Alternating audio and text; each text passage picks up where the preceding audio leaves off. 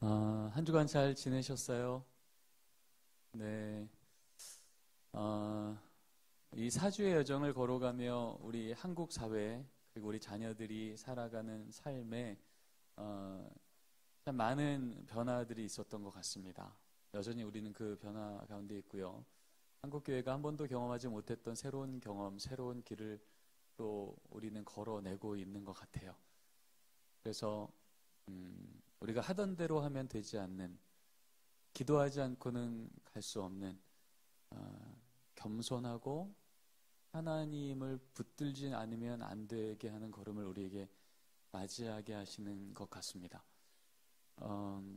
특별히 여기 모여있는 우리 교사 선생님들 또 믿음의 부모님들은 이런 시대를 잘 분별을 해야 될 것 같습니다.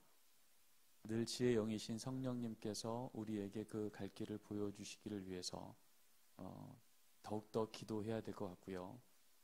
그리고 우리 기도는 먼저 그의 나라와 의를 구하는 것, 거기서 시작이 되고 있기에 하나님의 나라와 뜻이 어디 있는지 살아있는 계시의 말씀인 하나님의 말씀을 더욱 주목하며 그것에서 우리 갈 길의 길이 보이는 은혜가 우리 명성교회 우리 가정마다 그리고 양육하는 현장마다 세워지기를 간절히 소원합니다. 오늘 이제 마지막 주여서 오늘은 지난주에 했던 부분을 마무리해야 되고요. 또 이번 주에 계획한 가정 예배에 대한 부분도 마무리를 해야 됩니다. 그래서 오늘은 제가 지난주도 말이 좀 빨랐는데 오늘은 조금 더 빠를 수도 있어요. 너무 말이 빨라서 못 알아듣겠다 그러면 손을 이렇게 들어주세요.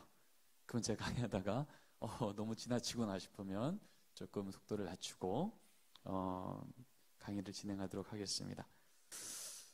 지난주 강의에 질문사항이 몇 개 올라왔어요. 그래서 여기에 대한 답을 먼저 하고 그리고 진행하겠습니다. 첫 번째 질문 이겁니다. 교수님 가정의 이시가 너무 모범적이지만 쉽지 않아 보입니다. 부모님의 연약함이 드러날 때, 부모님 신앙 자체가 다운될 때 그때 교수님은 어떻게 행동하는지 궁금합니다. 전 어떻게 할까요? 내 신앙이 다운됐으니 위선적으로 하지 말고 오늘은 예배를 하지 말자라고 할까요? 그러지 않는 것 같아요. 예배는 나의 감정에, 나의 상황에 대한 정직함이 아니고요. 하나님의 부르심에 대한 정직함이에요. 나의 연약함에도 불구하고 여전히 우리 가정 가운데 가정 예배를 계속 세워가길 원하시는 하나님이 오늘은 너 마음이 그러니 나 예배 안 받을게 라고 말하지 않는 한 우린 그 자리 지키는 겁니다. 그래서 저 같은 경우는 이렇게 신앙이 무너지고 내 자신도 예배 드릴 만한 상황이 안 되는 그런 감정, 그런 상황, 이런 일들이 생길 때 저나 제 아내가 하는 방법은요, 이 마음을 그대로 우리 아이들한테 나누는 거였습니다. 그래서 우리 아이들에게 엄마 아빠를 위해서 좀 기도해 줄래? 오늘은 엄마가 좀 마음이 많이 어려워. 아빠가 마음이 어려워. 아까 너네들하고 밥 먹을 때 많이 화를 내서 예배 드릴 마음이 아니야. 하지만 이 모든 힘든 것을 고쳐주실 분은 하나님이시기 때문에 마음은 어렵지만 하나님이 우리의 마음을 회복시켜달라고 너네가 좀 기도해 줬으면 좋겠어. 우리 그 마음 갖고 예배하면 어떨까? 그렇게 했던 것 같아요. 그래서 저희 집은 너무나 자주 우리 초등학교 2학년, 4학년이 올라가거든요. 우리 아이들한테 너무나 자주 기도 제목을 나눕니다. 그리고 저희 집은 문 여는 문에 아빠 기도 제목, 엄마 기도 제목, 혜인이 기도 제목, 혜건이 기도 제목 란들을 이렇게 만들어 놨어요. 그래서 제가 좀 힘든 일이 생기면 거기에 기도 제목을 적습니다. 그러면 굳이 그런 가정 예배 시간 전이 아닐지라도 아이들이 문 열고 나갈 때 늘 보거든요. 아빠가 이게 힘들구나. 엄마한테 이런 기도 제목이 있구나. 혜건이한테 이런 기도 제목이 있네.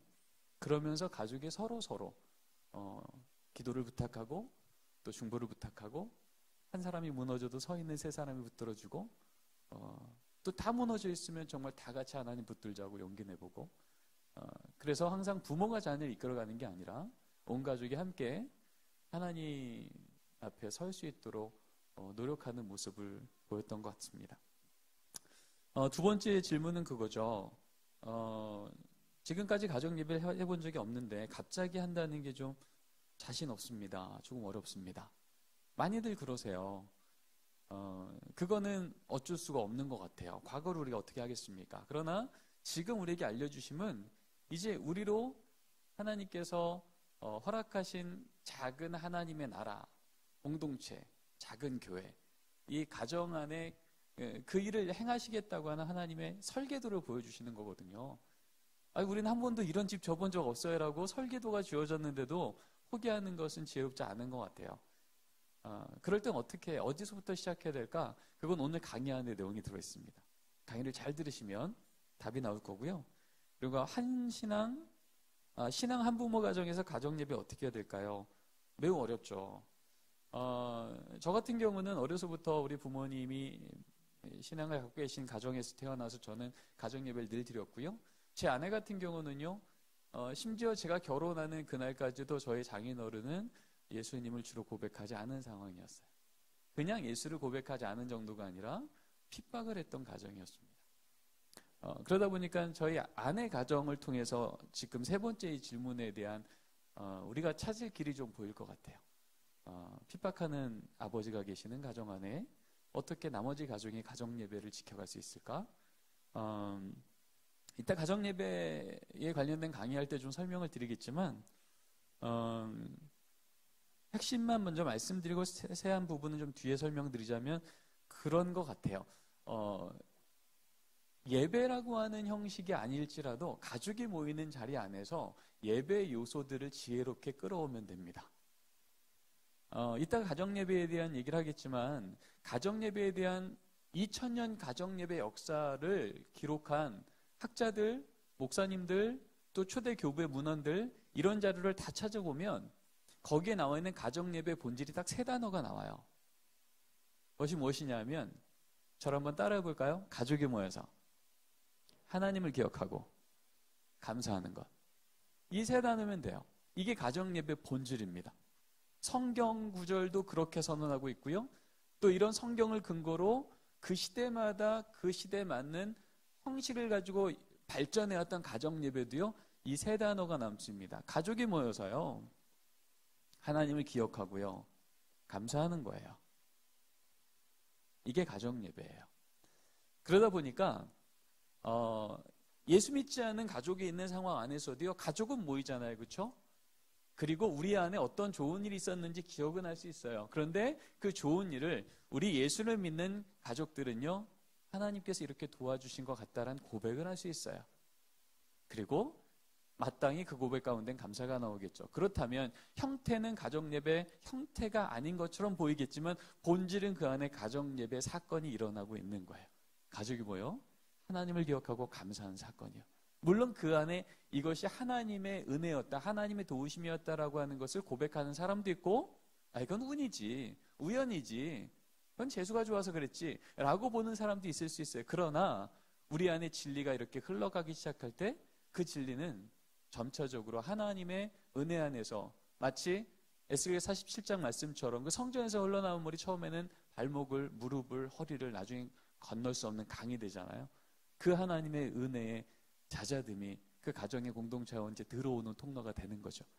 그래서 굳이 가정예배라는 의미 아닐지라도 뭐 밥 먹으면서 나누는 얘기 안에서도 가족이 모여서 나누는 얘기 안에서도 우리 동생이 이번에 좋은 수학 성적을 받아왔어요. 그때 우리 가족 안에서 나눔이 있는 거죠. 사실은 아빠, 제가 요번에 하나님이 나한테 지혜 달라고 기도하면서 공부했더니 이런 좋은 성적이 나왔어요. 앞으로도 더 열심히 노력해 볼게요. 거기에 거기 하나님 왜 들어가? 라고 말하진 않잖아요. 그렇죠? 좋은 일이 있을 때마다 우린 늘 하나님을 자랑하는 것들을 계속해서 우리 안에 문화로 만들어가는 거예요.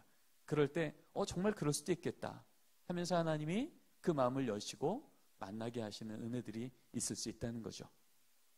뭐 더 자세한 부분들은 좀 뒤에서 우리가 가정예배 강의를 하면서 좀 설명을 드리겠습니다. 자, 그러면 오늘은요, 지난주에 나눴던 가정과 교회가 연계해서 어떻게 신앙을 전사할 건가에 대한 실천 부분을 나누다 말았잖아요. 첫 번째는 주일 말씀이 주중에 흘러갈 수 있도록 하라는 거였고요. 두 번째는요, 수련회나 또 필드트립, 비전트립 같은 역사에 우리 가족들을 함께 동참시키라는 얘기였고요. 세 번째 영역입니다. 넘겨주시겠습니까? 같이 한번 읽겠습니다. 시작.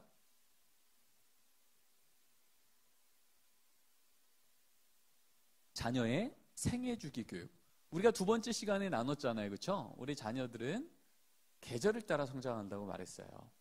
그래서 영유아 유치부터 시작해서 아동부, 사춘기 들어서는 아동 후기, 청소년기, 청년기, 이런 계절을 따라서 우리 아이들이 성장하는 동안 그런 성장의 단계마다 교회 학교에 보내버리고 교회 학교에서 알아서 책임지게 하는 게 아니라 그 여정마다 부모가 그 옆에, 우리 아이 옆에 딱 달라붙어서 인생의 주기마다 중요한 사건들, 또 점검해야 될 신앙적인 과제들, 또 세상을 해석해내야 될 신앙적인 세계관들, 이런 것들을 만들어내는데 함께 교회 학교와 가정이 동역하라는 겁니다.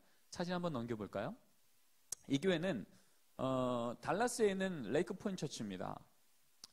이 교회에 이 프로그램을 만드신 분 리디아 랜다리한 분이신데요. 그분하고 이제 만나서 얘기할 기회가 있었어요. 근데 그분이 얘기하는데 이 프로그램은 사실은 교회 바깥의 사람들에게 볼 때는 프로그램처럼 보입니다. 여기 Faith Path라고 적혀 있죠. 여기서 한국말로 뭐 가족 신앙순례학교 뭐 이 정도로 다 번역할 수 있을 것 같은데요. 신앙의 path, 여정길 이런 뜻이잖아요. 이게 교회 바깥에 있는 분들에게 볼 때는 이건 프로그램처럼 보일 수 있다는 거죠. 근데 그분이 말하기를 이건 프로그램이 아니에요 그러더라고요. 그럼 이게 뭐죠? 그랬더니 그분이 하는 얘기가 뭐냐면 이거는 우리 교회 안에 있는 우리 교회 교인이라면 누구나 다 겪어가야 될 교회 안에 있는 커리큘럼입니다라고 얘기하더라고요. 그러니까 교인 중에 한 20%나 30%만 훈련받는 제자 훈련, 뭐 중보기도 훈련, 전도학교 훈련, 이런 훈련에 해당된 프로그램이 아니라 이 교회 교인이라면 누구나 다 마땅히 해야 되는, 마치 새가족 훈련, 마치 재직이 되면 하는 재직 훈련, 항존직이 되면 항존직 훈련처럼 이 교회 교인이라면 누구나 다 경험해야지는 교회의 커리큘럼이에요 라고 말하면서 소개해줬던 프로그램이에요. 무엇이냐면요, 맨 처음은 이겁니다. Parent Dedication, 부모 헌신 과정이라는 거죠. 결혼을 하게 되면 아직 자녀를 낳지 않았지만 결혼을 함과 동시에 우리는 예비 부모로서의 정체성이 생기는 거예요. 넘기지 마시고 계속 들어주시면 감사하겠습니다. 예비 부모로서의 정체성이 있는 거예요. 그래서 일단 결혼을 하게 되면 그 교회 교회는 누구나 다 Parent Dedication이라고 하는 과정을 훈련받습니다. 그래서 내가 이제 예비 부모가 된다는 건 앞으로 자녀를 우리 가정에 주시면 우리는 이 자녀를 이러한 기준으로 우리 자녀를 양육하겠습니다라고 하는 가정의 원칙을 세우는 프로그램이에요. 이 여정을 갖고 나면 그러다가 이제 하나님이 자녀를 주시고 태어나게 되면 그 다음 단계가 블레싱입니다. 우리로 치자면 유아 세례죠. 유아 세례를 받게 될 때 그때 우리 유아 세례 받을 때 부모님들은 뭘 해죠? 유아 세례? 부모 교육을 받아요. 부모 교육 받을 때 우리의 신앙을 고백하는 것만으로 유아세를 주지 않고요. 이 아이가 만 15세 될 때까지, 물론 우리 총회에서는 이제 이것을 풀었지만 이 아이가 자기의 믿음으로 부모의 신앙을 고백하기까지, 청소년이 되기까지, 그때까지 나는 믿음의 부모로 자녀에게 어떻게 성경을 가르치고 기도를 가르치고 삶을 알려주고 세상을 믿음으로 보게 할 건가에 대해서 어떻게 하면 내가 그러한 부모가 될 수 있을지에 대한 가장 기초적인 신앙 부모 훈련을 받는 겁니다. 그래서 이것을 수료하게 되면 유아 세례를 이제 베풀게 되고요. 유아 세례를 받고 나면 그 다음에는 패밀리 타임, 오늘 우리가 다루게 되는 가정 예배. 가정 예배를 드린다는 건 어떤 원리가 있으며 또 어떤 옵션이 있으며 또 어떤 사례들이 있는지를 이 교회에서 그렇게 자녀를 이제 유아 세례를 마친 부모들에 한해서 반드시 이 과정을 수료하게 합니다. 가정 예배 훈련을 받게 하는 거죠. 그러고 나면 이제 preparing to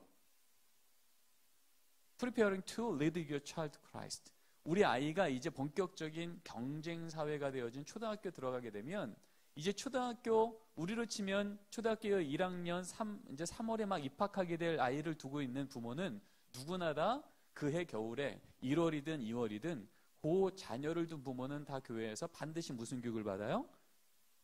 기독교 학부모 교육을 받는 거예요.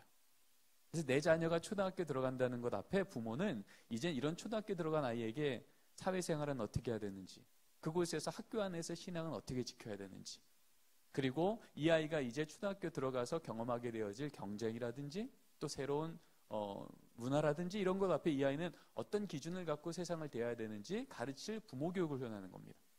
그리고 이제 이 아이가 초등학교 들어가면 그 다음에는요, prayer, Bible, worship, giving and serving. 기도에 대해서, 성경에 대해서, 예배에 대해서, 섬김에 대해서. 이건 초등학교 1학년부터 6학년 올라가면서 교회가 적절한 시기에 교육을 시키는 거예요.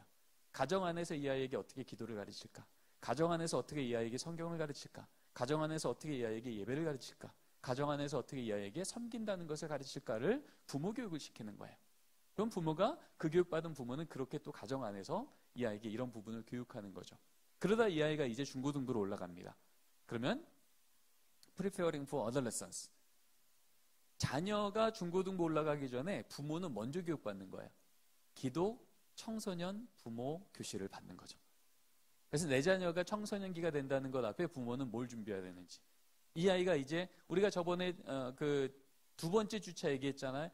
이제는 인식론이 바뀐다 그랬잖아요. 세상을 이제 논리로, 추상으로, 과학으로 보기 시작하며 하나님도 의심하고 또 내 자신에 대해서도 자꾸 자존심이 무너지고 또 비교하고 비전을 어떻게 찾을지 모르고 이런 여정을 들어갈 아이들 앞에 미리 부모가 교육을 받는 거예요. 그래서 믿음의 부모가 된다는 건 이런 중고등부 아이들의 부모가 되어서 이 아이를 어떻게 안내해 줘야 되나, 그런 부분들을 교회가 미리 이제 중학교 1학년 올라갈 아이들의 부모님들만 모아놓고 또 이 교육을 하는 겁니다. 그러고 나면 그 다음에 퓨리티, 순결에 대해서 또 교육을 해요. 그 다음에 라이트 오브 패시지, 이 아이가 이제 자기의 진로를 결정하고 대학을 결정하려고 할 때 그때 부모는 또 어떤 기준을 갖고 이 아이와 이런 대화를 나눠야 될지, 우리 아이의 진로에 대해서 진로 담당 전문가한테 맡기는 게 아니라 이 아이의 미래를 아시는 하나님 앞에 믿음의 부모가 함께 이 자녀와 함께 기도하며 이 여정을 걸어갈 수 있는 안내를 해주라는 거죠. 그러다가 런치, 이 아이가 이제 20살이 되어서 부모를 떠나 성인이 되어질 때 이 성인이 되어 부모를 떠날 아이 앞에 부모는 이 아이에게 뭘 질문해 줘야 될지, 어떤 걸 점검해 줘야 될지, 이제 스스로 이 아이가 자신의 삶을 살아가게 되는 그 상황 속에 이 아이가 뭘 붙들고 살아가야 될지에 대한 이 기준들을 부모가 자녀에게 어떻게 안내해 줘야 될지에 대한 교육을 하는 거예요. 이렇게 교회가 우리 자녀가 태어나서 20살 되기까지 이 아이의 인생 주기마다 필요한 여정을 교회학교 선생님과 믿음의 부모가 이 아이와 딱 달라붙어서 그 여정을 함께 걸어가 줄 때 우리 아이는 이렇게 계절마다 신앙이 뚝뚝뚝 끊어지는 자녀가 아니라 도리어 견고하게 붙어있는 신앙이 된다. 그래서 스티키 페이스라고 그래서 스티커 아시죠? 딱 달라붙는 점착적 신앙. 근데 지금 우리 한국 교회는 거꾸로잖아요. 영야 유치부에서 나왔던 아이들 중에 몇이 떨어져 나서 아동부가 남고요. 아동부에서 몇몇이 떨어져 남아서 청소년부 남고요. 청소년부에서 몇몇이 떨어져 남아서 또 청년부가 남아요. 이게 지금 한국 교회가 보이고 있는 하나의 패턴이에요. 그러나 이것은 성경에서 말하고 있는 성경적인 설계도가 아니라는 거죠. 성경은 도리어 키가 자라고 지혜가 자랄 때 하나님과 사람 앞에 더 사랑스러워 가야 되고요. 그리고 하나님의 말씀에 따라서 우리가 그리스도의 장성한 분량까지 성장하는 게 정상인데 지금 우리는 거꾸로 된 이 기현상 가운데 그것이 당연한 것이냐 우린 받아들이고 있지만 이렇게 말씀대로 우리 아이의 성장 단계에 따라서 믿음의 부모와 교회학교 선생님이 한 팀이 되어 이 여정마다 우리 아이들 옆에서 세상보다 더 강력한 복음의 기준을 가지고 그들을 양육할 때 우리 아이들은 이 계절의 주기에 따라서 오히려 더 강력하게 믿음을 붙들고 가는 아이가 될 수 있다는 거죠. 물론 이것은 레이크 포인트 처치 교회의 상황에서 맞게 만든 거예요.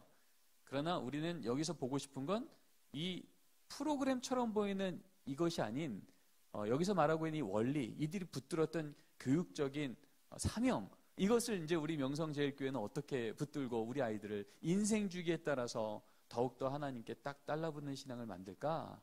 이것을 고민해야 된다는 거죠. 넘기겠습니다. 넘겨주실까요? 네, 이거는요. 제가 이제 이런 교회들을 미국에서 여러 교회를 방문을 했어요. 세인트 앤드류 처치라고요. 그 교회도 이제 이런 페이스 패스 같은 이런 프로그램이 있는 교회인데 이런 여러 교회들을 방문하다 보니까 한국 교회도 참 이런 것이 있으면 좋겠다. 연령 연계로 그래서 부모와 교회가 딱 한 팀이 되어서 이 아이를 일관적으로 이끌어내면 이 아이가 20살이 되었을 때 이 교회가 바라는 인재상이 정말 만들어지는 거 눈으로 보고 싶다라는 꿈이 생긴 거죠.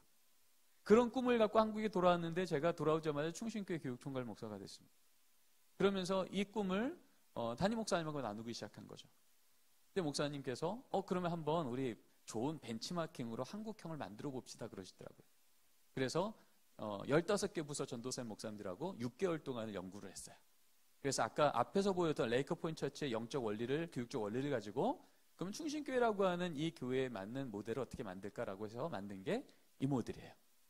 그래서 여기서 나온 것이 가들리 가든이라고 하는 연령 연계별 복음 제자 학교 커리큘럼입니다. 그래서 일단 중그룹 단위로 묶었어요. 영리의 주부는 이삭, 초등학교는 사무엘, 중1부터 고3까지는 다니엘, 청년부는 여호수아. 그래서 저 중그룹 단위별로 각 중그룹 안에는 4단계의 순서적인 프로그램을 제시합니다.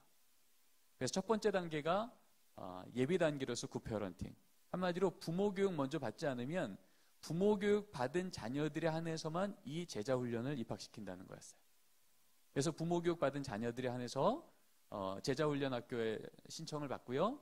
그래서 그렇게 신청한 아이들의 첫 번째 단계가 영성학교예요. 성경과 교리와 신앙 정통과 세계관 경건 훈련. 그리고 이 교육이 다 마치진 아이들은 그 다음 단계 인성실력학교로 들어갑니다. 여기서는 기독교적 성품, 섬김학교, 자기주도학습, 비전 찾기, 행복한 진학, 센싱 더 스토리. 이 연령에 맞게 이 인성실력학교를 배웁니다. 이걸 수료한 아이들은요, 이제 아울리치 학교라고 해서 2년은 국내로, 1년은 해외로. 아니네요. 1년은 국내로, 2년은 해외로. 그래서 국내는 국내 성지순례를 다니게 되고요. 또 2년은 해외 중에 한 번은 선교지를 가서 선교를 섬기고요. 또 1년은 이제 비전 트립을 떠납니다. 그래서 초등학교 4학년 미만 아이들은 국내 안에 있는 자기의 비전하고 가장 가까이서 그 일을 실제로 해내고 있는 믿음의 부모 세대들을 만나는 거예요. 그리고 해외는 북미 지역을 중심으로 내가 의사가 꿈이야 그러면 기독 의사 중에 정말 내가 살고 싶은 그 삶을 살아가고 있는 가장 가까운 모델을 그 현장 가서 만나는 거예요. 그리고 나는 과학자가 되고 싶어요. 그러면 그 과학자로서 지금 가장 영성의 실력 갖춰서 세상 가운데 영향력을 끼치고 있는 기독 과학자를 또 가서 만나는 거죠. 그분의 연구실도 가보고. 또 나는 IT 쪽으로 하고 싶어요. 2년 전인가 그때는 저는 충신교회에서 이제 나와서 장신대에서 사역하지만 계속 그 소식을 듣잖아요. 2년 전에는 또 갔던 그 아울리치 팀에서는 IT가 꿈이었던 친구예요. 근데 여러분 아시지만 구글 같은 경우는 본사에 그 직원 외에는 못 들어가거든요. 근데 이제 직원이 초대를 하면 같이 들어갈 수 있습니다. 그래서 저희가 편지를 보낸 거예요. 그래서 지금 이 꿈을 갖고 있는 아이가 있는데 이 아이가 거기를 좀 돌아볼 수 있도록 허락해 주십시오. 그래서 그 안에 들어가서 구글 본사도 돌아보고 여기서 지금 어떤 연구를 해서 지금 세상이 어떻게 바뀌어가고 있는지 또 이런 것들로 인해서 어떻게 많은 유익을 세상에 줄 수 있을지 이런 것들을 해가고 있는 사람들과 직접 만나서 대화도 하고 또 필요하면 그분의 집에 가서 하루 민박도 하고 또 그분이 내 나이 때는 어떤 고민을 했고 어떤 여정을 걸어 지금 그 일을 하고 있고 이런 것들에 대한 삶의 전반적인 이야기를 나눌 수 있는 여정들을 같이 걸어가게 했습니다. 그래서 요 4단계를 이삭 단계에서 한 바퀴 돌고요. 그 단계를 졸업한 애들이 사무엘 들어오면 사무엘에서 또 한 바퀴를 돌고요. 그 다음에 다니엘 들어가면 다니엘에서 또 한 바퀴를 돌고요. 그리고 청년부까지 올라가는 거예요. 그렇게 되면 충신교회 같은 경우는 교회가 갖고 있는 비전이 그거거든요. 복음으로 세계적인 지도자를 양성하는 교회. 정말 저 여정을 걸어가 보면 어떤 분야건 복음 안에서 세계적인 지도자를 키울 수 있겠다. 그래서 시작을 한 거예요. 그렇게 시작한 지 지금 벌써 한 8년 됐는데요. 벌써 그 열매들이 나오고 있어요. 저 여정을 걸어간 초등학교 때부터 그 여정을 걸어간 아이가 벌써 유엔으로 들어갔고요. 또 그 여정을 걸어간 아이가 지금 그 분야에 지금 전문인으로서 청년으로서 지금 섬기고 있는 일을 보고 있어요. 넘기겠습니다. 이 케이스는요. 오렌지 미니스트리를 잘 알려진 노스포인트 커뮤니티 처치 애틀랜타에 있는 교회인데 그 교회는 뭐를 하냐 하면 우리 자녀의 인생 주기마다 우리 아이가 초등학교 4학년 돼서 우리 저번에 얘기했지만 진화론 할 때 어떻게 집에서 양육할지 모르겠어요. 아이가 이제 학교에서 왕따를 문제로다가 가해를 하건 피해를 당하건 어쨌든 이 문제 때문에 이 아이가 고민하는데 어떻게 내가 집에서 기독부모로서 안내해야 될지 모르겠어요.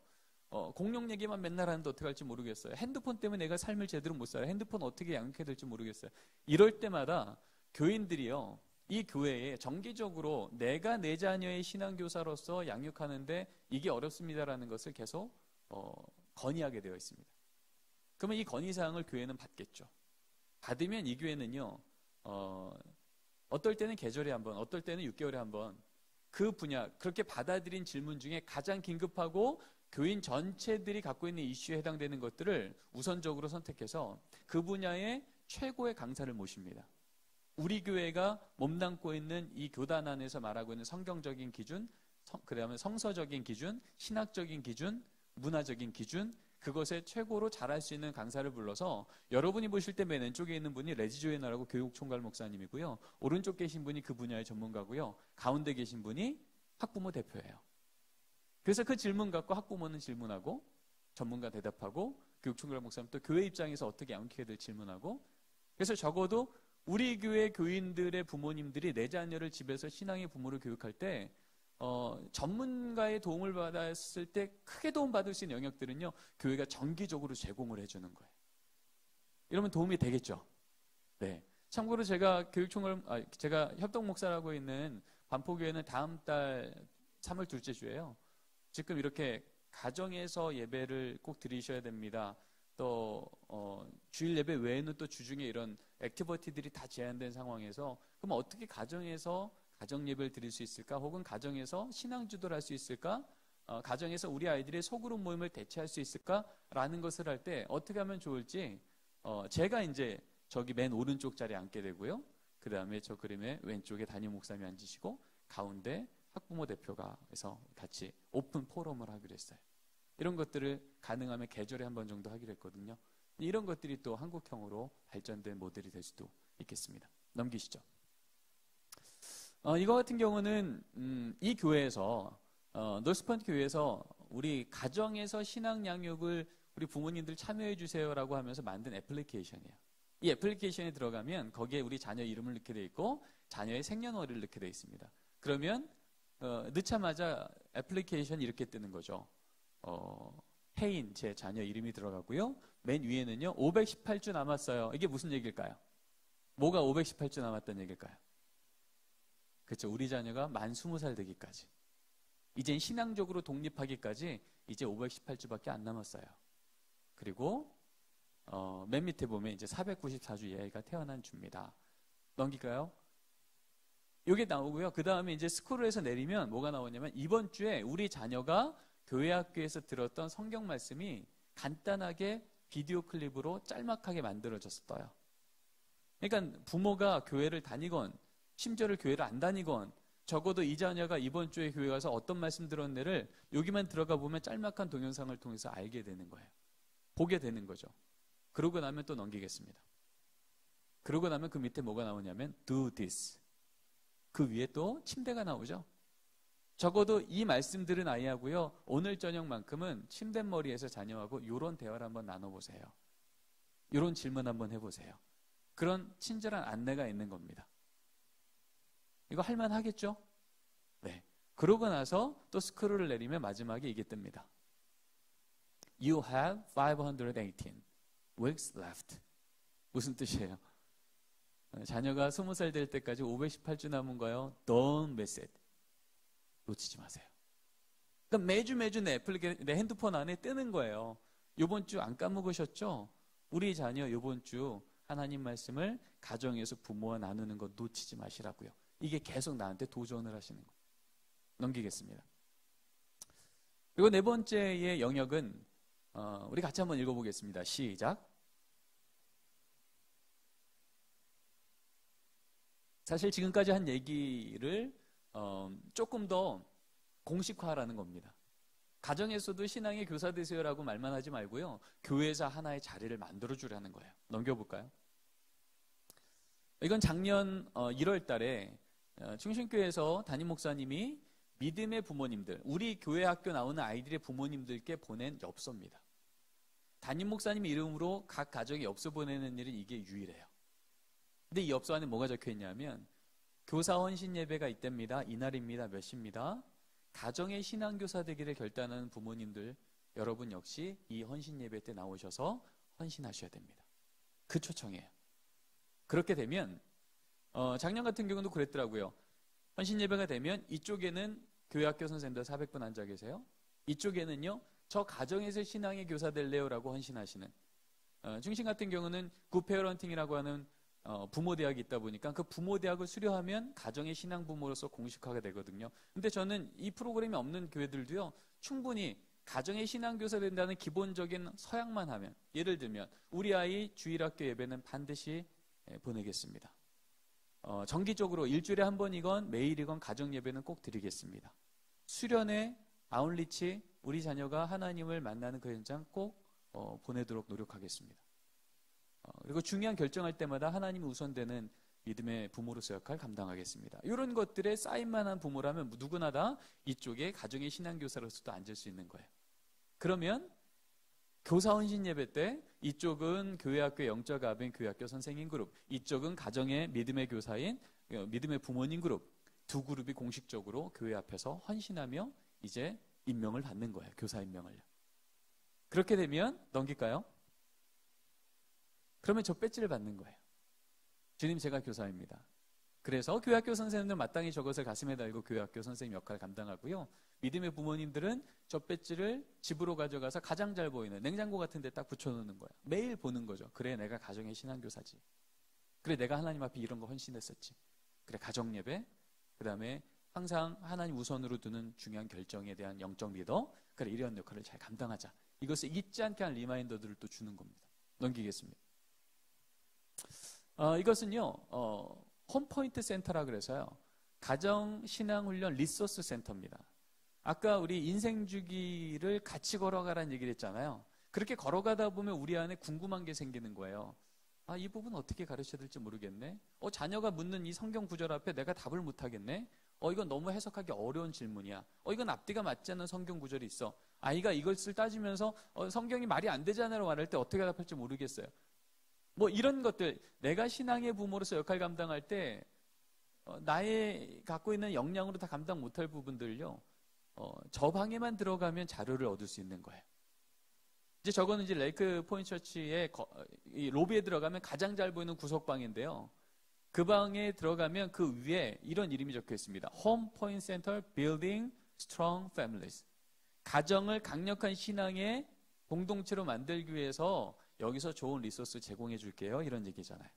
그래서 여기만 들어가면요, 아빠가 사춘기에 막 들어선 딸하고 어떻게 대화해야 될지 대화 요령. 엄마가 말 안 듣는, 도대체 말을 안 듣고 산만한 아들하고 어떻게 대화를 나눠야 이 아이를 신앙으로 인도할 수 있을지에 대한 대화 요령. 또 뭐 과학과 신앙에 대해서, 또 진로와 믿음에 대해서, 또 직장과 신앙에 대해서, 뭐 결혼과 믿음에 대해서, 이런 우리 믿음의 부모가 자녀에게 안내해 줘야 되는데 전문적인 영역이 필요하고 신학적이고 성서적인 자료가 필요한 부분에 대한 좋은 자료들을 저기만 들어가면 언제든 도움을 받을 수 있는 거예요. 교회는 늘 이것을 항상 잘 준비할 수가 없는 거죠. 그러다 보니까 처음에는요, 그냥 가장 기초적인 것만 제공해 놓는 거예요. 그런데 이제 여기 들어와서 내가 찾는 게 없어요. 그러면 또 적는 거예요. 이 부분 저 도움받기로 하네요. 그러면 또 이것을 한 달에 한 번이건 두 달에 한 번이건 교회가 다 모아서 이 분야의 좋은 자료들을 또 비치해 두는 거죠. 좋은 동영상이 있으면 동영상 주소를, 링크를 게시해 놓는 거죠. 그래서 언제든 여기에만 오면 나는 내 자녀의 신앙의 양육에 도움을 받을 수 있는 리소스를 늘 제공받을 수 있는. 그리고 요즘에 핸드폰이 또 인터넷이 너무 발달되면서 우리 안에는 이슈가 뭐냐면 가짜뉴스예요. 뭐가 진짜인지 모르겠는 거예요. 그럴 때 적어도 우리 교회의 목사님들을 통해서 검증된 건강한 자료들을, 우리가 이것을 마음껏 우리 자녀를 안내할 수 있는 자료들을 제공받을 수 있는 거죠. 이런 리소스 센터를 또 운영하는 겁니다. 넘기겠습니다. 여기는 페리미터 처치라고요. 이 교회는 미국에서 해마다 성장하는 교회 10대 교회, 20대 교회를 선정하는데 그 중에 유일하게 성장하는 교회로 선택되어진 장로교회예요.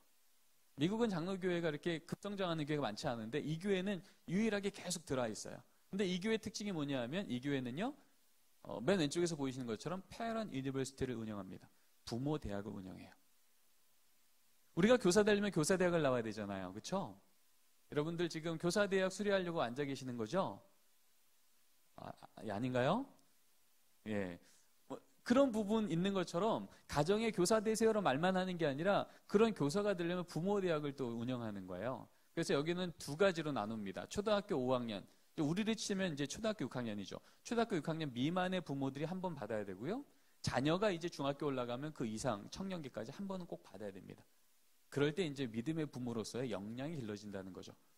그리고 이 커리큘럼은 교회 학교 목사님만 강사로 쓰지 않고요. 여기는 우리 자녀들의 삶의 이슈의 전문가들이 다 와요. 어떨 때는 초등학교 현직 선생님이 오시기도 하고요. 어떨 때 유치원 선생님이 오시기도 하고요. 어떨 때는 상담 전문가가 오기도 하고요. 그러면서 이 분야에 있어서 우리 부모들이 같이 알고 같이 양육할 수 있는 것들, 맡기기만 하는 부모가 아니라 이제 나도 함께 양육하는 부모로서의 역할을 하는 거예요.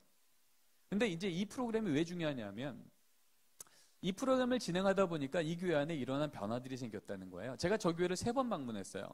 근데 3번 방문할 때마다 공통적으로 그것을 이제 한 2시간 정도 교회를 탐방 이렇게 인도해 주시면서 설명하는데 3번 내내 한 번도 빠지지 않고 나왔던 자랑 중에 하나 뭐냐면 저런 것들을 진행하다 보니까 교회 안에 부모들의 이 신앙의 수준이 훨씬 올라가더라는 거예요.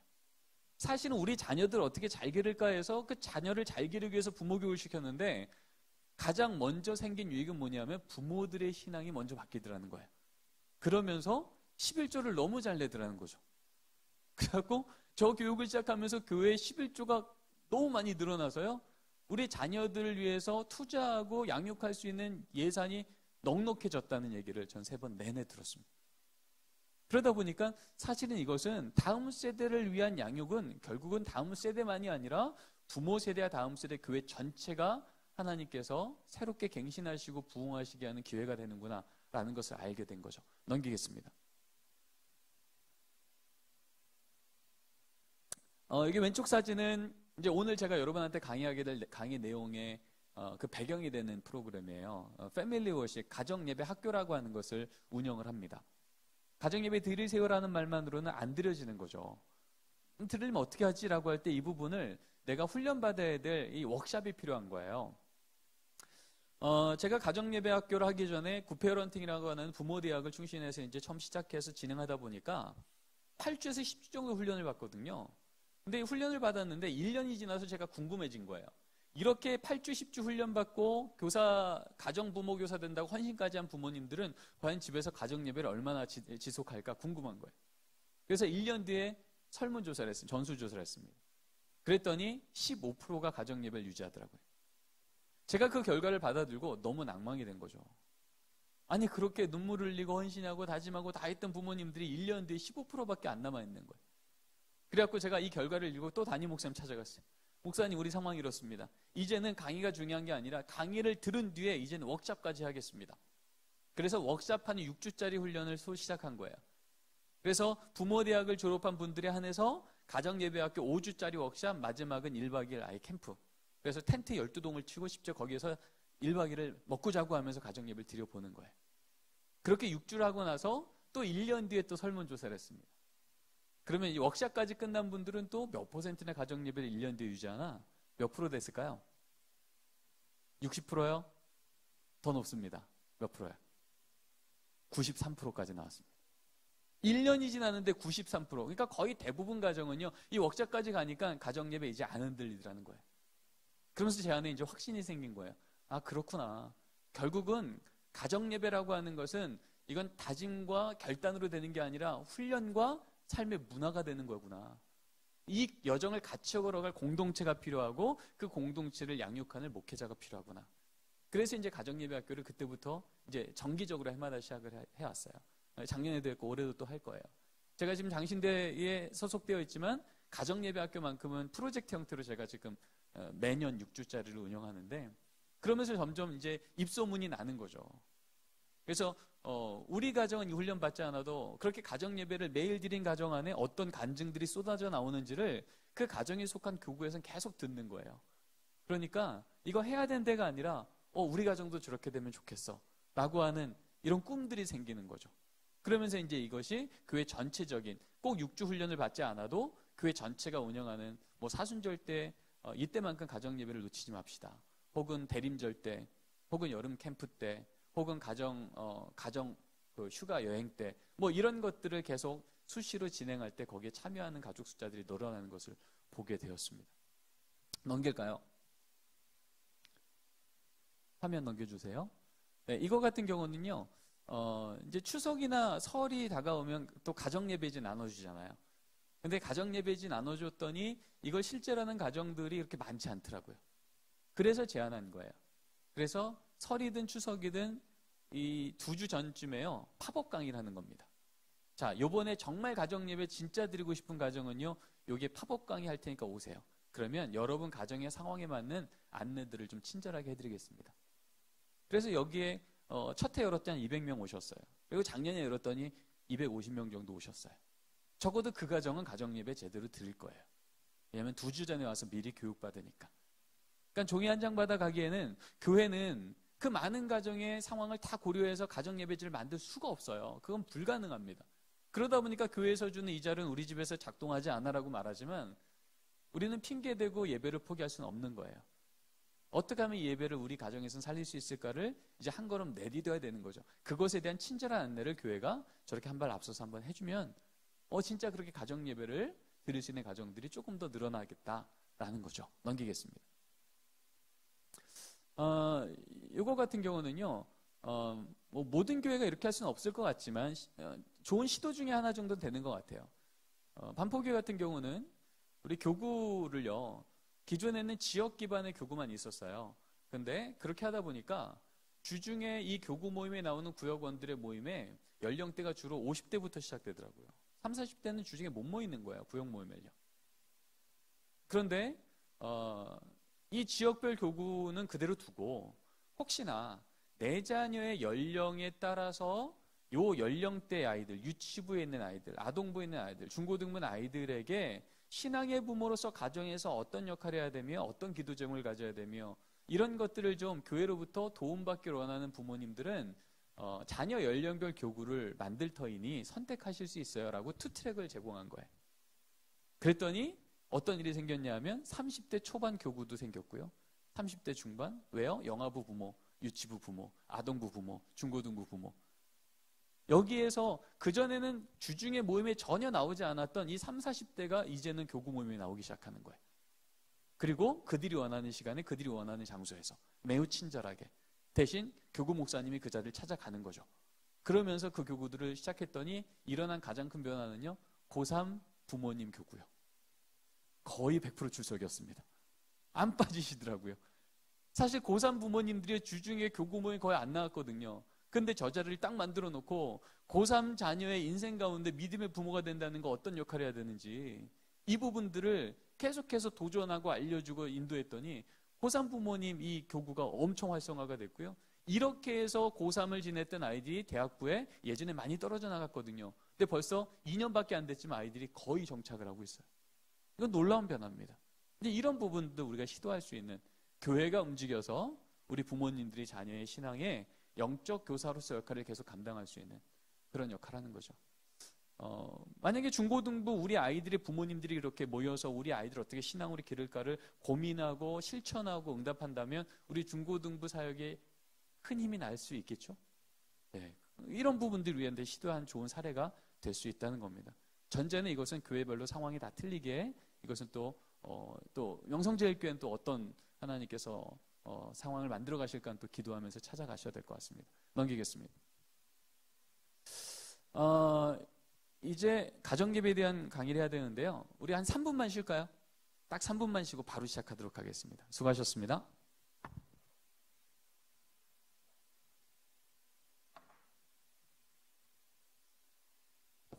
네.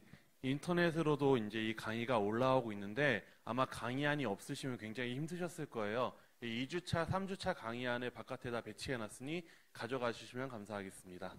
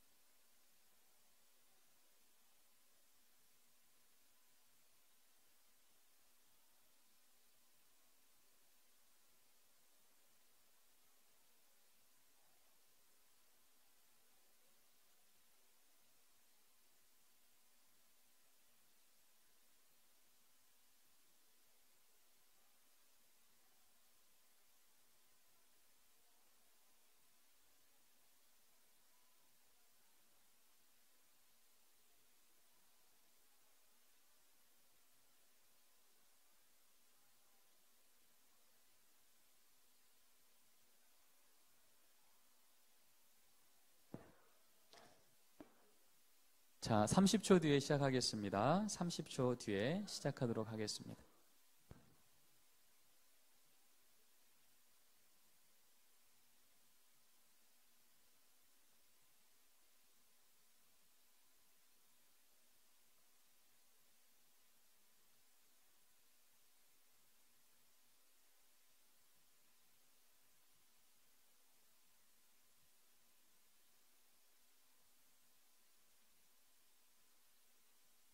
자, 화면을 띄워주시면요. 우리 말씀 같이 읽으면서 가정예배 관련된 강의를 하겠습니다.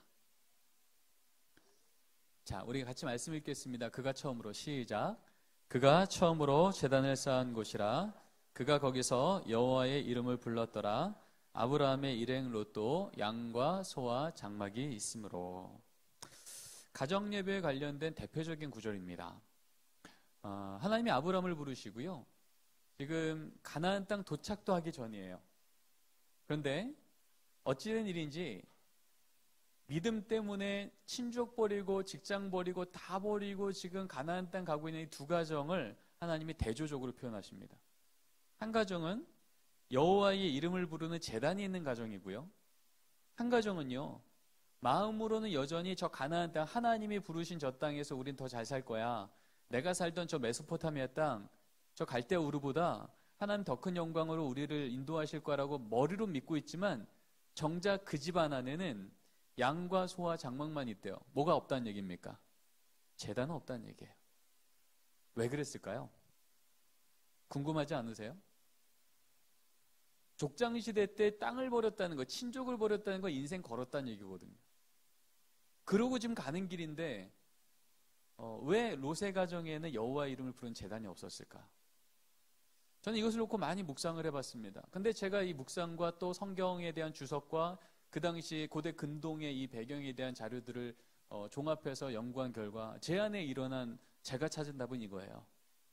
머리론 동의해서 가고 있는데요. 당장 오늘 하루 내 눈앞에 양 챙기느라, 소 챙기느라, 장막 챙기느라 여호와의 이름을 부를 여유가 없었던 겁니다.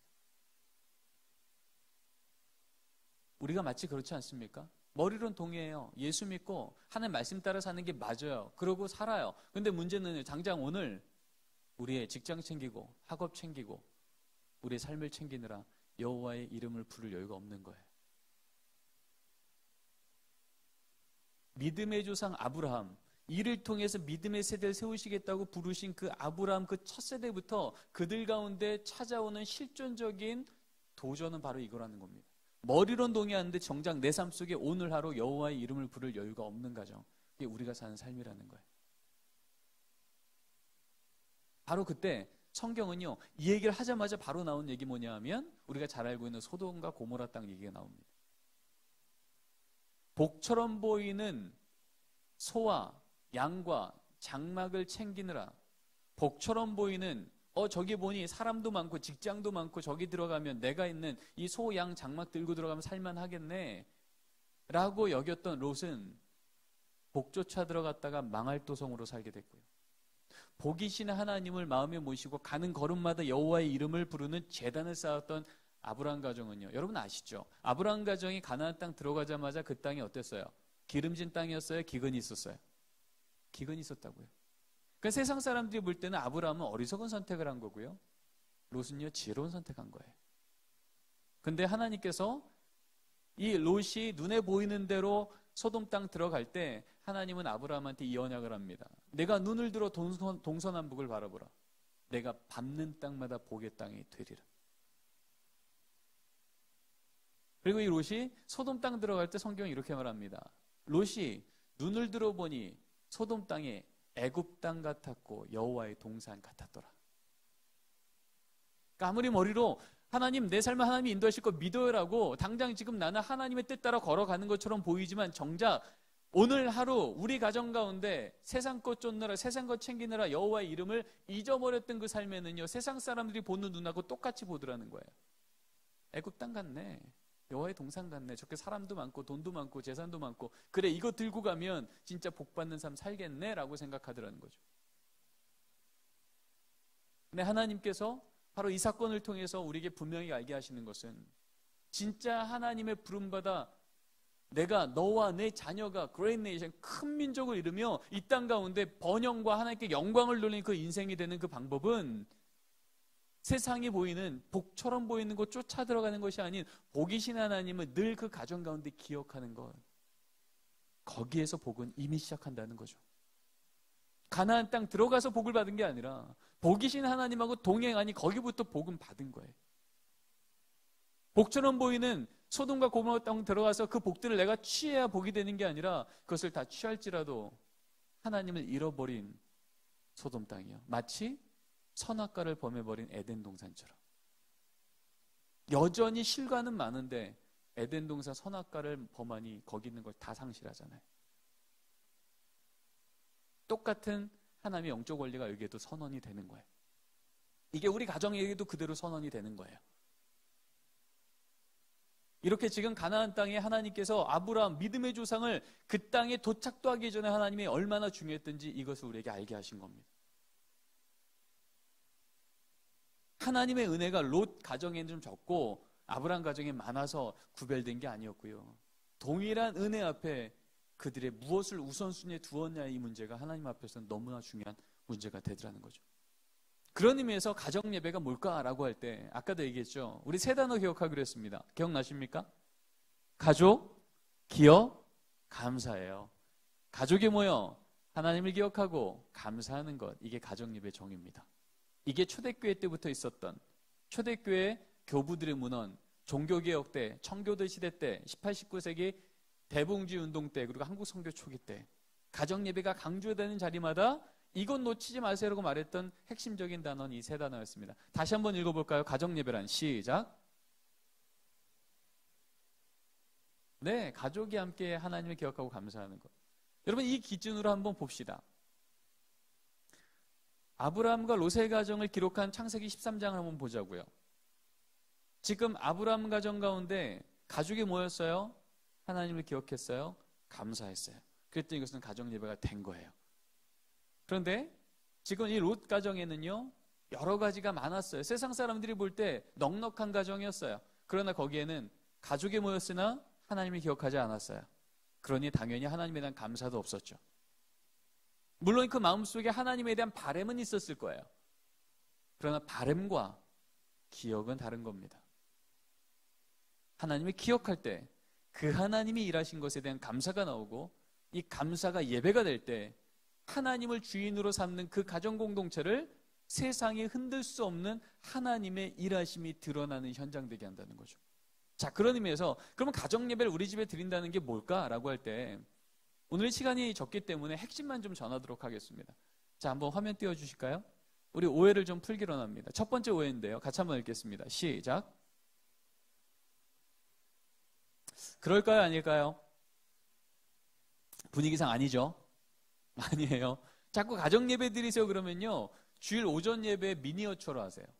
주일 오전 예배 드렸던 거 우리 집에서도 똑같이 해야 될 줄 아는 거예요. 그러니까 대표기도 부담스럽고 설교는 더 부담스럽고 축도는 상상도 못하겠고 그렇지 않습니까? 근데 여러분, 가정 예배는요 주일 예배의 축소판이 아니에요. 가정 예배는요 우리가 주일 예배 때 반드시 지켜야 될 어떤 공적 예배 형식을 따라서 간다고 예배가 되는 게 아니고요, 가정 예배는요 형식을 지켜내는 것이 아닌 사건을 경험하는 거예요. 아까 우리 말씀 가서 보세요. 거기에 아브라함이 1시간 예배 드렸다는 얘기 없잖아요.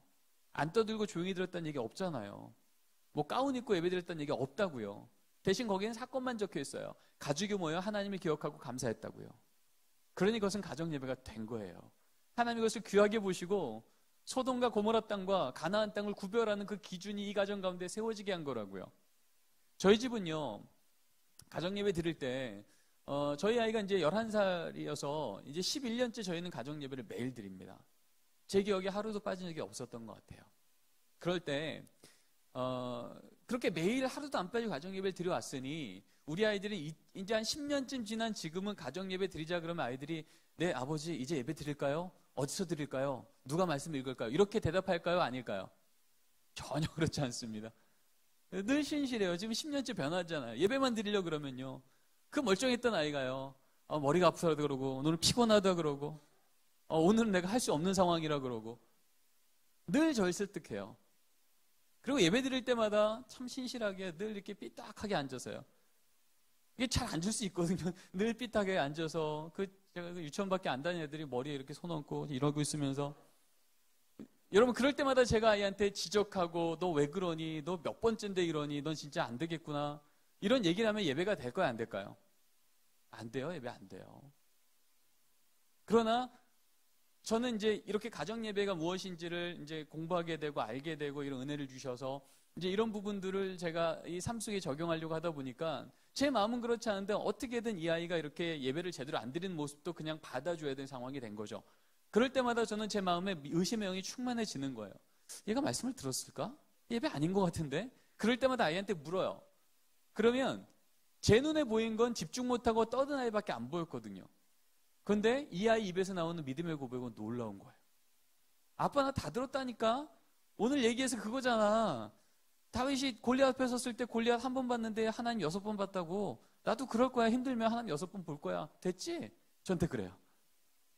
그러니까 제 눈에 보인 건 집중 안 하고 딴짓한 거밖에 안 보이는데 하나님은 이 아이의 연약함에 제한받지 않으시고 하나님이 하실 말씀을 이 아이 마음속에 꽂아 두시더라고요. 그걸 매번 보는 거예요. 그러면서 제가 깨닫게 된 게 있어요. 아, 하나님 우리 가정의 수준을 아시는구나. 우리 가정의 수준이 유치원 수준이면 영적 아이 수준이면 그냥 그 모습 그대로 나가도 하나님 예배로 받으시는구나. 아, 예배는 이렇게 정직하게 프레잉하는 거지 내가 원하는 만큼 플레잉하는 게 아니구나. 흉내내는 게 아니라 그냥 있는 모습 그대로 하나님 앞에 은혜 구하는 거구나. 그게 예배구나 알게 된 거예요. 사진 한번 보여주시겠습니까? 이게 작년에 찍은 사진입니다. 여러분 가정예배 드릴 때마다 우리 아이가 찬양하면 저런 모습이 나옵니까? 안 나옵니까? 아니라니까 저런 모습 절대 안 나옵니다. 저게 어떤 배경이냐면요. 이제 방송국에서 저희 연구실로 찾아왔어요. 가정예배에 대해서 뭐 설명 좀 해달라 그러고 사례 알려달라 그러고 뭐 여러 가지 인터뷰를 했어요. 그러고 나더니 그러는 거예요. 이제는 교수님집 가서 찍겠다는 거예요. 저희 가정예배. 말씀드렸잖아요. 가정예배 할 때 얘들 모습 전혀 예배 같지 않거든요. 그래갖고 잠깐만요 기자님 그러고 이제 아이들한테 상의를 한 거죠. 얘들아 오늘 저녁 가정예배 드릴 때 기자님들이 와서 찍는다는데 가능할까? 그랬더니 애들이요 절대 안 된대요. 이거 나가면 자기 엄청 창피하대요. 그래서 이제 합의 본 게 뭐냐면 그러면 사진만 찍어서 보내자. 그건 괜찮겠대요. 그러고 나서 이제 그날 저녁에 가정예배를 드리는데 자 이제 사진 찍는다 그랬더니 저 모습이 나온 거예요. 평소에 저런 모습 절대 안 나오거든요. 그런데 저 모습이 나왔고요. 한 번 넘기시겠습니까? 저기 말씀 읽을 때 모습이에요. 허리 꼿꼿이 펴고요. 성경을 뚫어지러 쳐다보고요. 저 혜인이는 얼굴에 미소까지 있어요. 평소에 저런 모습 절대 없다니까요. 거의 뭐 생일날 큰 선물 받고 났을 때 바로 뒤에 그때나 저런 모습이 나오지 거의 그렇지 않아요. 근데 저 모습이 나오는 거예요. 근데 제가 저 모습을 딱 보면서 마음속에 느낀 게 있어요. 뭐냐면 평소에 저렇지 않아도 맨날 장난치고 들어눕고 누나랑 뭐 떠들 이러지만 저 아이들 마음속에 알고 있는 거예요. 가정예배 땐 아 이렇게 찬양해야 되는구나. 말씀 들을 때 이렇게 말씀 드리는 게 맞구나라는 걸 이 아이는 알고 있는 거예요. 하지만 지금 그렇게 형편이 안 되는 거예요. 내가 성숙하지 않은 거예요. 하지만 이 아이가 그 설계도를 갖고 있다면 벽돌을 쌓는 한 그 벽돌이 이 설계도대로 지어지겠죠. 맞습니까? 네, 하나님이 그 힘을 주시는 거예요. 그러면서 제가 또 한 번 깨닫게 된 거예요. 아 그렇구나. 하나님은 우리 있는 모습 그들을 받아주시고 문제는 이걸 감당 못하는 부모님들이 욕심만 내지 않으면 되겠구나. 내가 원하는 대로 아이들이 떠들지 않고 집중하고 대답 잘하고 그래서 어디 내놔도 자랑할 만한 자녀의 모습이 나와야 예배가 된다고 착각하는 이 모습을 내려놔야 되는구나라는 걸 알게 된 거예요. 여러분 2000년 교회사 중에요. 가정예배를 안 드리면은 총회와 노회에서 치리하는 시기가 있었습니다. 그 시기가 청교도 시기야. 17세기 때. 스코틀랜드 총회법에 보면요. 이 내용이 나와요. 근데 이것을 이끌었던 그 당시에 리더였던 리차드 백스터 혹은 찰스 헨리 이런 목사님이 목사님들한테 보낸 목회 서신에 보면 이런 지침서가 있는 거예요. 가정예배요. 가족이 모여 성경 한 구절만 읽어도 가정예배 이미 드린 겁니다. 가족이 모여서 성경 한 구절 읽고 기도까지 했습니까? 가정예배 더 잘 드린 겁니다. 성경 한 구절 읽고 기도하고 찬송까지 했습니까? 가정예배 더 잘 드린 겁니다. 이 기록에 남아있더라고요. 가정예배 안 드리면 7일까지 할 정도로 강력했던 그 시기에 리더들이 한 얘기예요. 이거는요, 타협점을 찾은 게 아니라요, 성경의 본질을 얘기한 거예요. 어떤 형식을 지켜내는 게 아니라고요. 애들이 안 떠들어야 되는 게 아니고요. 성경 한 장을 다 읽어야 되는 게 아니에요. 가지고 모여 하나님을 기억하고 감사하면 돼요. 근데 하나님 우리한테 어떤 일을 행하셨지, 어떤 약속 주셨지를 기억할 수 있는 가장 본질적이고 안전한 방법이 뭐예요? 하나님의 말씀인 성경을 읽는 거예요. 자, 우리 옆에 있는 우리 교사분들, 부모님들하고 이렇게 한번 인사 나누겠습니다. 인사만 나눌게요. 따라해 보세요. 가정예배는 형식을 지키는 게 아니라 사건을 경험하는 겁니다. 아시겠죠? 자꾸 아이들이 여러분이 생각한 모습이 안 나온다고 오늘 예배 끝났어 하지 마시라고요. 아니에요. 여전히 예배는 진행돼요. 있는 모습, 우리의 형편이 그래요. 집중 못하면요, 하나님 이게 우리 모습이에요. 우리의 필요한 만큼, 결핍된 만큼 은혜 주세요. 구하는 게 우리 예배가 되는 거예요. 자, 두 번째입니다. 넘기겠습니다. 함께 읽겠습니다. 시작. 그럴까요? 아닐까요? 아예 아닙니다. 자꾸 부모의 숙제로 여기니까 아이들이 이제 성인이 되면 숙제 끝 그러시는 거예요. 권사님들, 장로님들 얘기 들으면 그래요. 우리 아이 어릴 땐 드렸는데 애가 크고는 안 드려요. 아니라니까요. 자녀를 위한 부모의 숙제가 아니에요. 온 가족을 위한 하나님의 축복의 시간이에요. 성경엔 단 한 번도 우리 자녀가 성인 되면 가정예배 드리지 말란 말이 없어요. 모세가 그 마지막 날까지 느보산 오르기 바로 전까지도요, 다음 세대 전체 함께 예배 드렸잖아요. 그게 광야 예배잖아요. 그런 의미에서 여러분, 가정예배는요, 숙제가 아니라 축복의 시간이다 보니까 자꾸 숙제로 여기면요, 우리 부모님들이 가정예배를 숙제 여길 때 애들도 숙제로 여겨요. 부모님이 그러는 거죠. 빨리 와. 10분만 버텨. 떠들면 버텨. 빨리 끝내자. 그러면 애들이 어떻게 응답해요? 그래, 버티자. 딴짓하지 말자. 괜히 오래 간다. 이렇게 되는 거예요.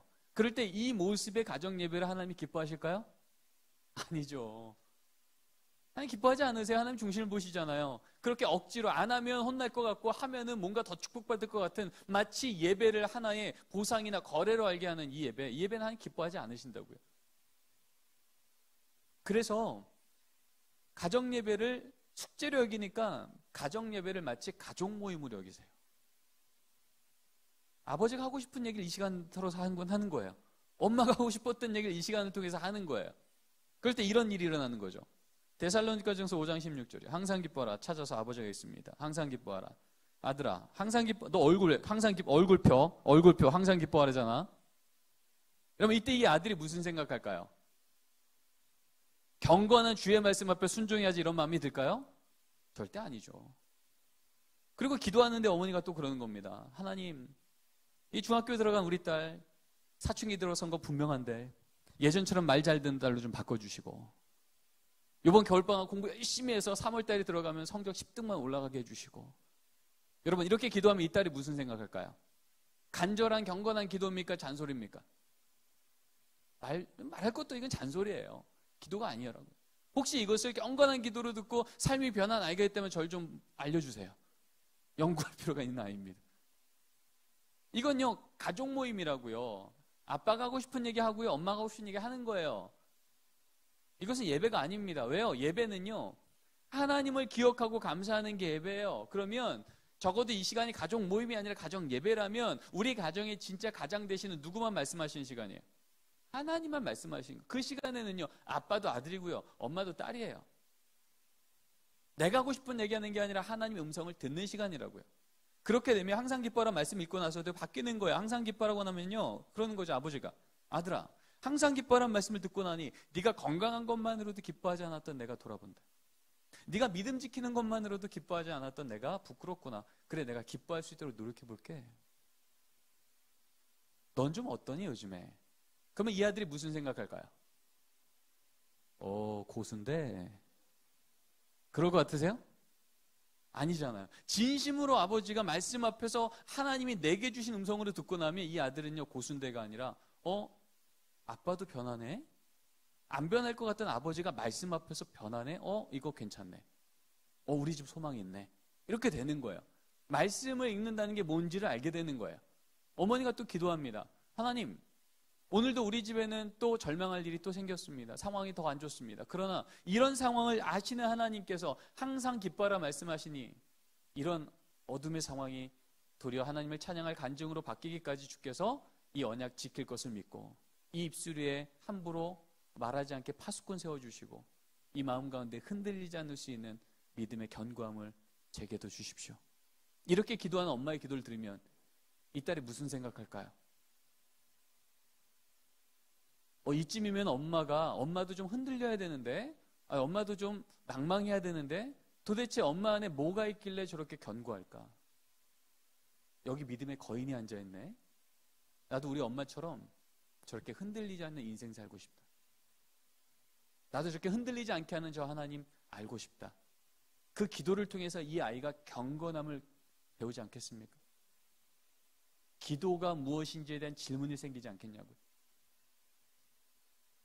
가족 모임이 아니라 가정 예배를 드리기 시작하면, 그래서 엄마 아빠가 하고 싶었던 얘기가 아니라 우리 가정의 상황을 가장 잘 아시는 하나님이 우리 가정에 가장 필요한 위기가 왔을 때는 언약을, 감사한 일이 생겼을 때는 하나님의 행하신 일이라고 하는 것을 믿음으로 볼 수 있는 믿음의 눈을 주신 것에 대한 감사의 찬양을 올린다면, 여러분 그 가정 예배 시간이 버티고 힘든 숙제 시간이 아니라 누리고 또 나누고 또 소망하게 되어지는, 진짜 힘을 얻게 되어지는 영적 충전의 시간이 되지 않겠습니까? 자, 이제 저를 보고 같이 한번 고백하죠. 가정 예배 시간에 가족 모임 말고 예배를 드립시다. 네, 그러면 돼요. 그러면 가정 예배는 드릴 수 있는 거예요. 자, 세 번째입니다. 같이 한번 읽겠습니다. 시작. 그럴까요? 아닐까요? 네, 아니에요. 제가 가정예배학교를 이제 운영을 하면 첫 시간에 항상 설문조사를 해요. 그래서 여기 오신 한 12가정, 15가정은 도대체 어떤 이슈가 있길래 가정예배가 안 될까? 이분들한테 조금 더 적합할 만한 강의를 해야 될 텐데, 그래서 설문조사를 해요. 근데 대부분의 교회들에서요, 그리고 반복되어지는 기수 안에서 나오는 결과는, 첫 번째는 시간 없어서. 우리 가족 다 못 모여요. 시간 없어요. 두 번째는 성경 부담스러워요. 설교 못 하겠어요. 이게 항상 1, 2위예요. 근데 여러분, 이 분야에 대해서 세계적인 석학인 더글러스 켈리라고 하는 학자가요, 무슨 얘기를 했냐면, 이 시대의 기독교 가정의 가정 예배를 놓쳐버림은 시간이 없어서도 아니고 성경을 몰라서도 아니라 믿음이 없어서이다 라고 말을 했어요. 믿음 없어서래요.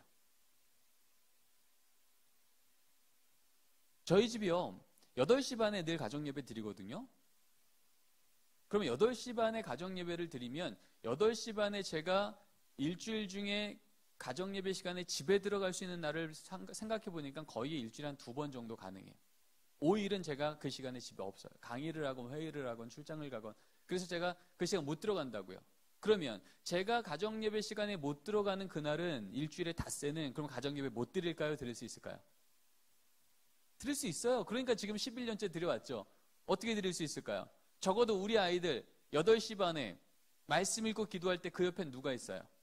전 없어도 엄마는 있는 거예요. 혹시나 아내조차 무슨 회의가 있고 예배가 있고 해서 못 들어가요. 그러면 누군 있어요?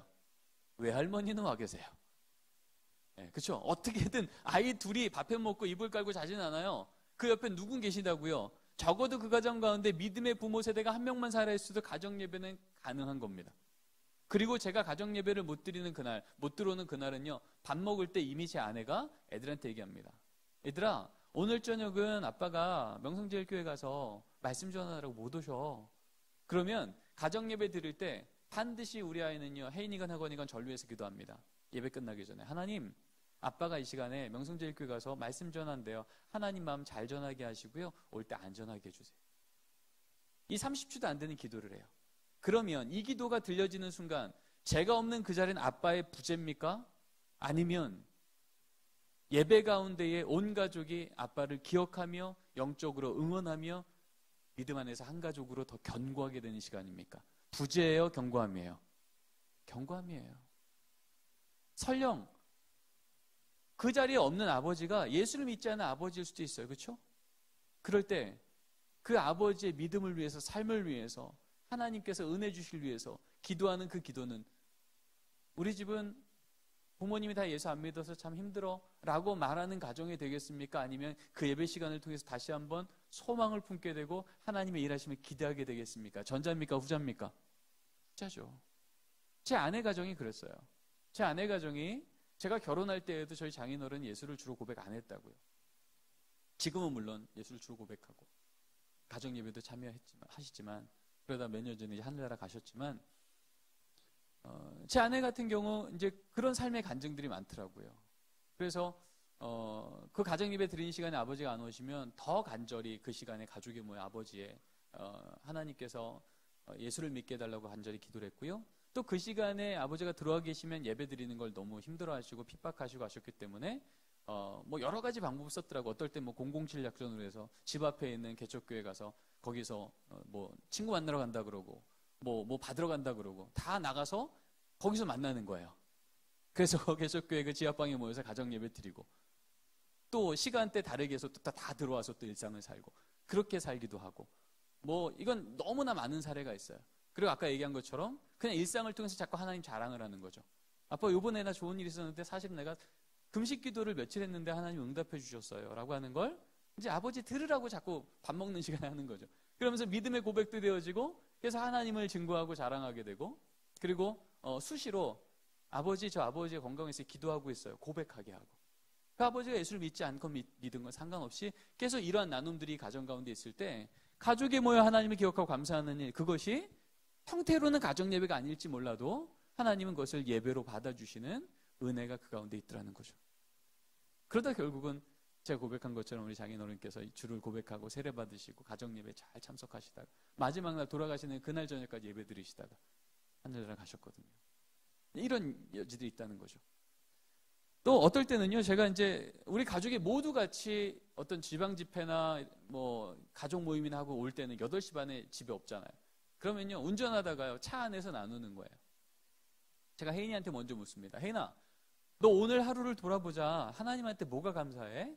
하나님이 너한테 어떤 오늘 도와주셨어? 라고 물으면 이제 얘기하는 거예요. 차 안에서. 아빠 오늘 그 친구 있잖아. 걔랑 사이가 다시 풀어졌어. 하나님이 나한테 화해할 수 있는 마음을 주셔서 참 감사해. 그래, 하나님이 너한테 화해의 마음을 주셨구나. 큰 선물이다. 자, 그럼 혜건이는 뭐가 감사해? 초등학교 2학년 올라온 아이, 요즘에는 안 그러는데요. 작년 여름까지는요. 거의 이 아이의 대답은 2번 중에 1번 똑같았어요. 뭐가 감사해 물으면요. 없는데? 얘는 맨날 없대요. 근데 작년 여름부터 애가 좀 변했어요. 이제는 없는 데가 좀 사라졌는데 맨날 없대요. 그러면 제가 또 묻죠. 혜건아, 너 오늘 저녁 반찬 뭐야? 고등어구이. 그래, 고등어구이. 고등어 누가 주신 거야? 마트가. 아니야, 마트는 판 거지. 누가 주신 거야? 어부가. 아니야, 어부는 잡은 거 누가 주신 거야? 끝까지 찾아갑니다. 그러면 결국은 이 아이가 씩 웃으면서 얘기하죠. 하나님. 그래, 하나님. 혜건아, 넌 감사할 게 없는 게 아니야. 봐봐.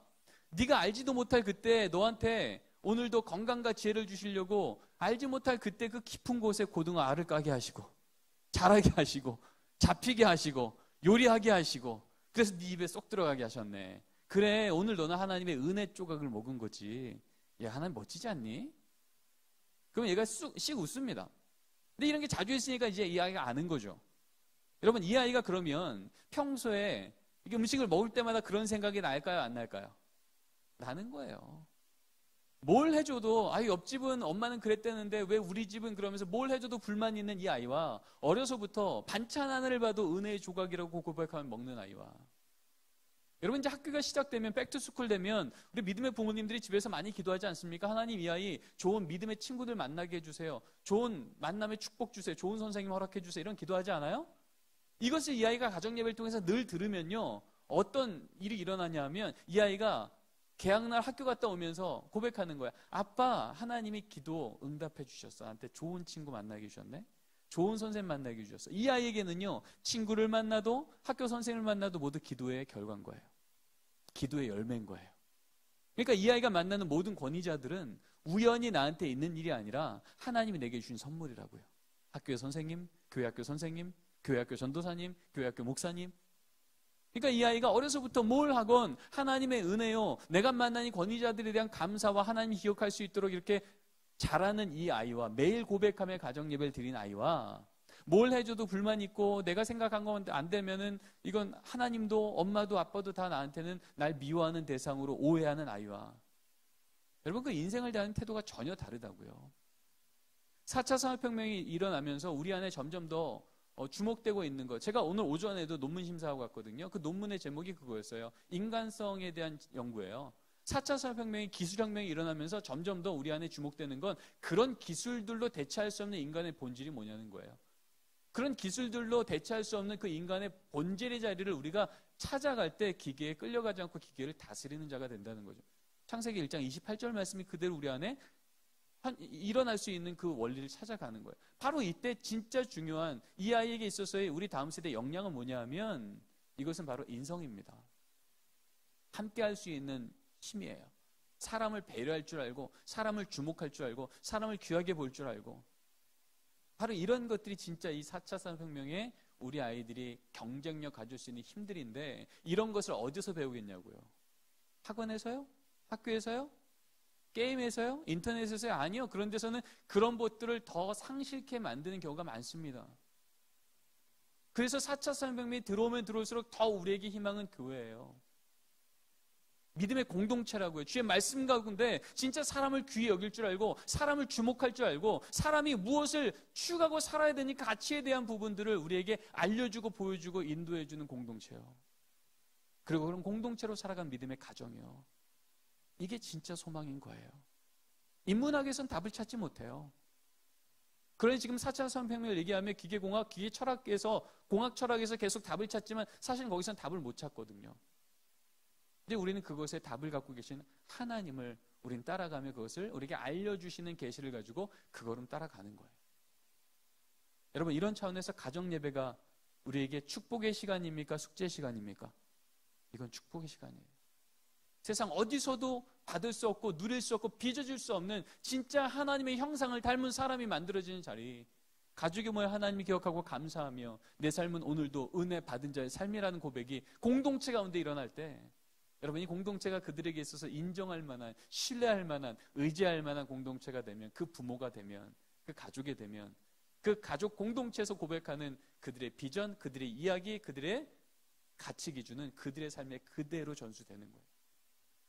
우리 자녀가 내가 믿는 이 하나님 고백하기를 원하는 건 어쩌다 우연히 생기는 게 아니에요. 바로 이러한 여정을 통해서 생기는 거예요. 그래서 성경 말씀을 말하기를 앉았을 때든지 일어날 때든지 길을 갈 때든지 부지런히 가르쳐 지키게 하라고. 바로 그 말씀이 우리에게 주신 진짜 우리 가정의 복된 가정, 우리 공동체가 복된 공동체가 되는 길이 되는 거예요. 혹이나 우리 자녀가 이제 다 커서 유학 가서 군대 가서 다른 도시에 살아서 이제는 일주일에 한 번도 못 만나요라는 가정이 있죠. 그러면 가정 예배 못 드릴까요? 어떨 것 같으세요? 드릴 수 있죠? 어떻게 드릴 수 있을까요? 우리 하나님은 시간과 공간 위에 계시는 분이세요. 그래서 그 시간에 다른 공간에 있을지라도 가족이 한 공동체가 되어, 적어도 우리 가정은 토요일 밤 9시엔 가정 예배 드린다 기준 세워놓고 선포하잖아요.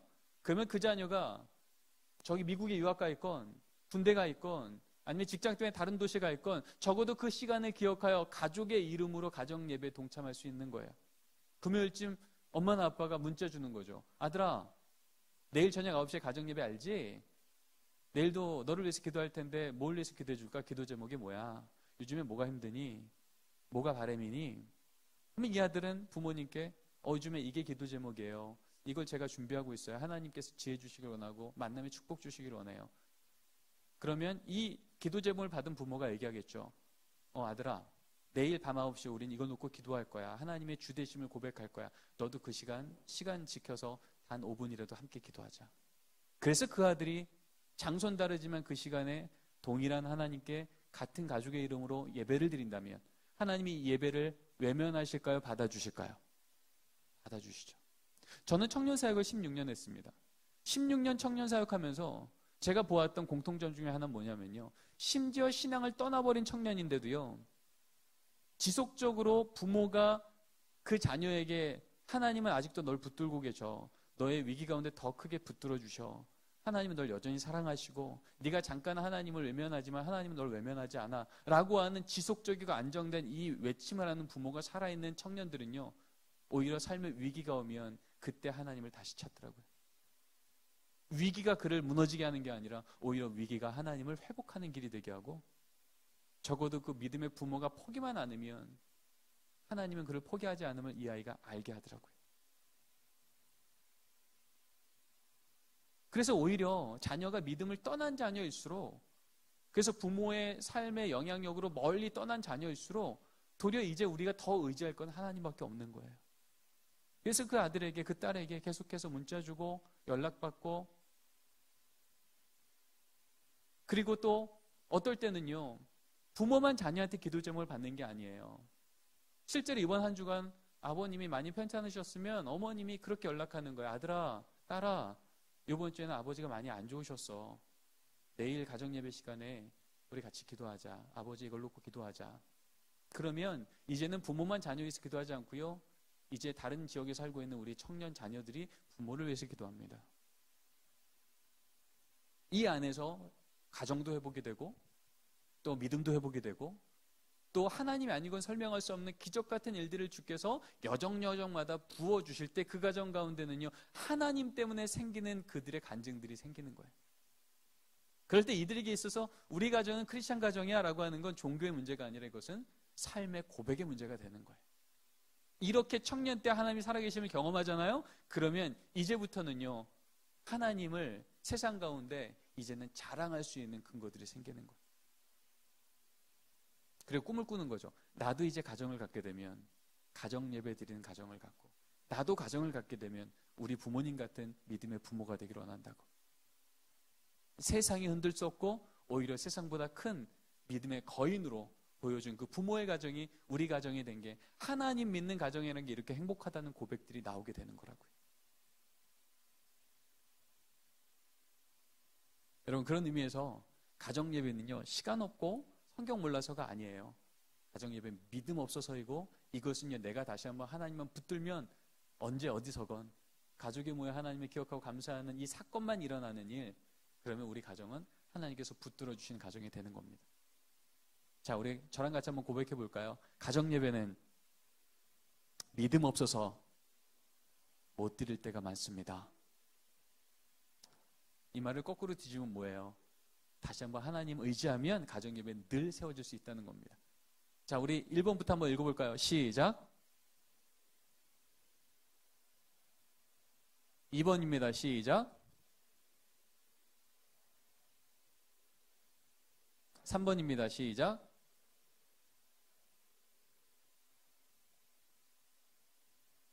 네, 아멘. 자, 이제 우리가 1주부터 4주까지 쭉 오면서 우리가 같이 나눴던 것들을 한번 정리해 볼게요. 넘기겠습니다. 마지막 결론입니다. 큰 제목 같이 한번 읽겠습니다. 시작.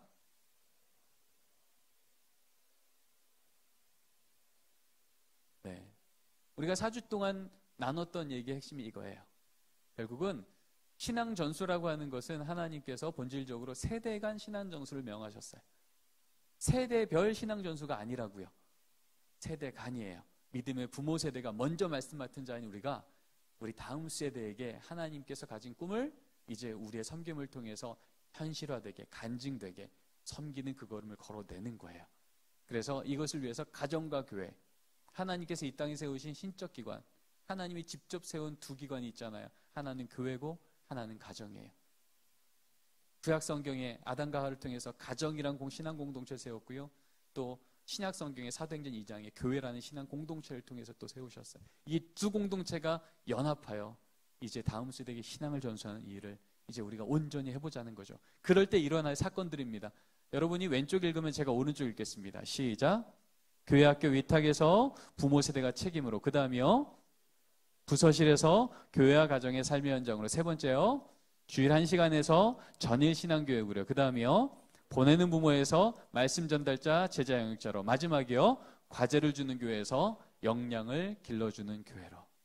여러분, 이렇게 우리가 우리의 초점을 옮겨갈 때 조금 더 성경적이고 조금 더 2000년 교회사를 통해서 우리에게 확인케 하셨던 하나님이 이 걸음 갈 때 늘 그렇게 은혜 베푸셨던 이 걸음을 걷는다면 다시 한번 하나님은 우리에게 동일한 신실함을 보여주시며 마치 3% 같이 안 되는 그 소금이 바다 전체를 신성케 하듯, 아무리 우리 다음 세대가 3.8% 바닥친다고 할지라도 우리 아이들이 진짜 믿음의 다음 세대가 되면 우리 아이들을 통해서 세상은 다시 제자화 될 줄 믿습니다. 기도하겠습니다. 하나님 감사합니다. 지난 4주간을 통해서 주께서는 우리에게 교사가 된다는 것이 무엇인지, 우리 다음 세대를 향해서 하나님이 어떤 마음을 갖고 계시는지, 또 성경을 통해서 우리에게 보여주셨던 하나님의 대안, 아니 하나님의 원한, 하나님의 설계도가 무엇인지를 알게 하셨습니다. 주님, 그동안 우리가 놓치고 있었던 것을 깨닫게 하셨다면 그거 다시 놓치지 않을 수 있도록 주님 저희들에게 영적 기억력을 허락하여 주시옵시고, 또한 그것을 기억하고 걷는 걸음 가운데 주께서 동행하여 주셔서 우리로는 감당할 수 없는 그 길을 주께서 함께 하셨기에 행하셨다고 하는 믿음의 고백이, 감격이 넘쳐날 수 있도록 주님 우리와 함께 동행하여 주시옵소서. 주님, 여러 가지로 불안하고 힘든 시대 가운데 하나님 그 모든 것을 다스리시고 주관하시는 우리 하나님이 계심이 우리에게 얼마나 큰 안정감인지 모르겠습니다. 주님, 그 크신 하나님을 우리도 붙들고 우리 다음 세대에게도 전할 수 있는 삶의 수직적 선교사로서의 부모 세대와 또 교사 세대 될 수 있도록 주님 우리 가운데 계속해서 일하여 주시고 우리 가운데 하나님의 사심을 드러내 주시옵소서. 하나님의 크신 은혜가 간절히 필요할 때마다 더욱더 무릎을 꿇는 용기가 있게 하여 주시옵시고, 주의 말씀 앞에 고개를 숙이고 하나님의 말씀 앞에 순종하여 따라가는 은혜의 여정이 우리 가운데도 다시 한번 열려지게 인도하여 주옵소서. 그렇게 일하시는 하나님 감사하며 이 모든 말씀 살아계신 예수 그리스도의 이름으로 기도드립니다. 우리 하나님께 감사 박수 올려드리겠습니다.